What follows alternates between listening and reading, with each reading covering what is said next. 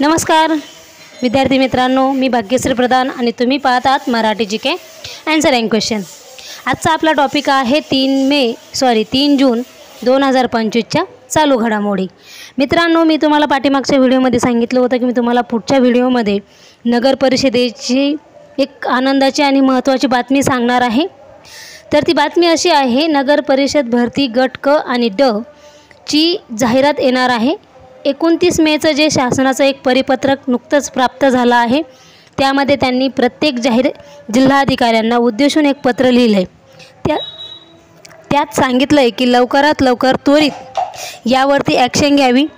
IBPS आणि TCS यापैकी एका कंपनीबरोबर 15 जूनपर्यंत करार करण्यात यावा। 15 जुलैपर्यंत अपडेट जाहिरात आली पाहिजे आणि 30 सप्टेंबरपर्यंत निकाल पण लागला गेला पाहिजेत।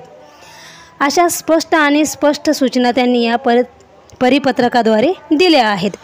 नगर परिषदेची जवळपास 2 ते 3 हजारापर्यंत मोठी जाहिरात येण्याचे चान्सेस आहेत।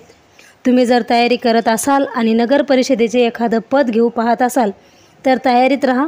एवढ्या 2 महिन्यात ॲड येऊन ऑगस्ट सप्टेंबरपर्यंत निकाल पण लागणार आहेत।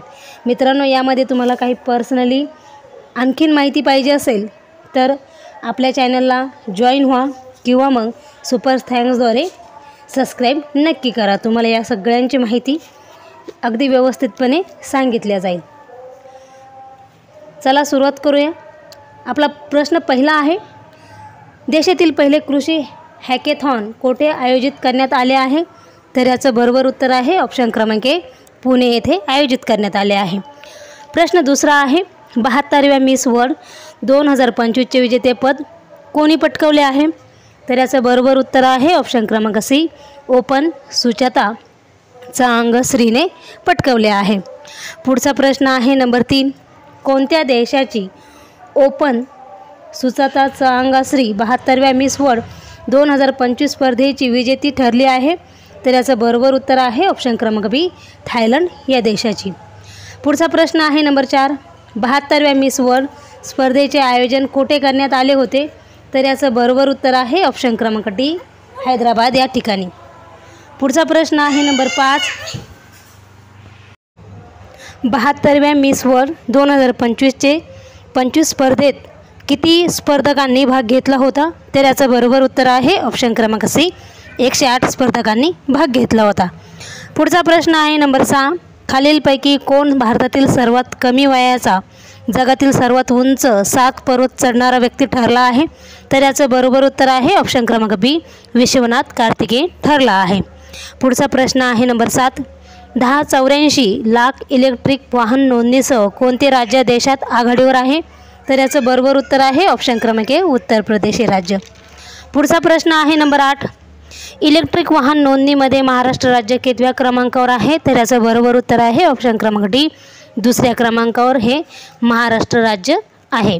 पुढचा प्रश्न आहे नंबर 9, राष्ट्रीय फ्लॉरेन्स नाइटिंगेल पुरस्काराने देशातील किती नर्सला सन्मानित करण्यात आले आहे? तर याचं बरोबर उत्तर आहे ऑप्शन क्रमांक बी, 15 नर्सला सन्मानित करण्यात आले आहे। पुढचा प्रश्न आहे नंबर 10, देशातील सर्वात मोठा हरित हायड्रोजन प्रकल्प कोणत्या राज्यात होत आहे? तर याचं बरोबर उत्तर आहे ऑप्शन क्रमांक डी, हरियाणा या राज्यात। मित्रांनो, आपल्या चॅनलला सबस्क्राईब, व्हिडिओला लाईक आणि तुमच्या मित्रांना शेअर नक्की करा। प्रश्न नंबर 11 आहे, नोमॅडिक एलिफंट सैन्य अभ्यास भारत आणि मंगोलिया देशात कोणत्या कालावधीत आयोजित करण्यात आला आहे? तर याचं बरोबर उत्तर आहे ऑप्शन क्रमांक सी, 31 मे ते 13 जून या दरम्यान आयोजित करण्यात आला आहे। पुढचा प्रश्न आहे नंबर 12, नोमॅडिक एलिफंट सैन्य अभ्यास भारत आणि कोणत्या देशात आयोजित करण्यात आला आहे? तर याचं बरोबर उत्तर आहे ऑप्शन क्रमांक ए, मंगोलिया या देशासोबत आयोजित करण्यात आला आहे। पुढचा प्रश्न आहे नंबर 13, नोमॅडिक एलिफंट सैन्य अभ्यास भारत आणि मंगोलिया देशात कितव्या आवृत्तीचे आयोजन करण्यात आले आहे? तर याचं बरोबर उत्तर आहे ऑप्शन क्रमांक डी, 17व्या आवृत्तीचे आयोजन करण्यात आले आहे। पुढचा प्रश्न आहे नंबर 14, भारत पहिला AI सीज कोणत्या राज्यात स्थापन करण्यात येत आहे? तर याचं बरोबर उत्तर आहे ऑप्शन क्रमांक बी, छत्तीसगड या राज्यामध्ये। पुढचा प्रश्न आहे नंबर 15, पंतप्रधान नरेंद्र मोदींनी कोणत्या राज्यात घाटमपूर थर्मल प्रोजेक्टचे उद्घाटन केले आहे? तर याचं बरोबर उत्तर आहे ऑप्शन क्रमांक सी, मध्य प्रदेश या राज्यात. पुढचा प्रश्न आहे नंबर 16. एशियन वेटलिफ्टिंग चॅम्पियनशिप 2026चे आयोजन कोठे करण्यात येणार आहे? तर याचं बरोबर उत्तर आहे ऑप्शन क्रमांक सी, अहमदाबाद येथे आयोजित करण्यात येणार आहे. पुढचा प्रश्न आहे नंबर 17. 11व्या ब्रिक्स संसदीय फोरमचे आयोजन कोठे करण्यात आले आहे? तर याचं बरोबर उत्तर आहे ऑप्शन क्रमांक ए, ब्राझील येथे आयोजन करण्यात आले आहे. पुढचा प्रश्न आहे नंबर 18. ब्राझीलमध्ये आयोजित 11व्या ब्रिक्स संसदीय फोरममध्ये भारताचे प्रतिनिधित्व कोण करणार आहे? तर याचं बरोबर उत्तर आहे ऑप्शन क्रमांक सी, ओम बिर्ला हे करणार आहे. पुढचा प्रश्न आहे number 19. Global annual to decadal climate update report कोणाद्वारे जारी करण्यात आला आहे? तर याचं बरोबर उत्तर आहे ऑप्शन क्रमांक बी, BMW द्वारे.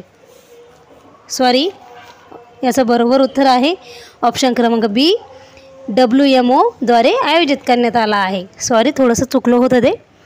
पुढचा प्रश्न आहे, पुढचा आणि शेवटचा प्रश्न आहे नंबर 20. भारतातील दुसरे 100% साक्षर राज्य कोणते ठरले आहे? तर याचं बरोबर उत्तर आहे ऑप्शन क्रमांक डी, गोवा हे भारतातील 100% साक्षर असलेले दुसरे राज्य ठरले आहे. मित्रांनो, हे होते 3 जून 2025च्या चालू घडामोडी. असे जनरल नॉलेजचे व्हिडिओ पाहण्यासाठी आपल्या चॅनलला सबस्क्राईब करा, व्हिडिओला लाईक करा, तुमच्या मित्रांना शेअर करा आणि स्पेशली मेंबरशिप म्हणून आपल्या चॅनलला जॉईन व्हा. धन्यवाद. इथेच थांबूया.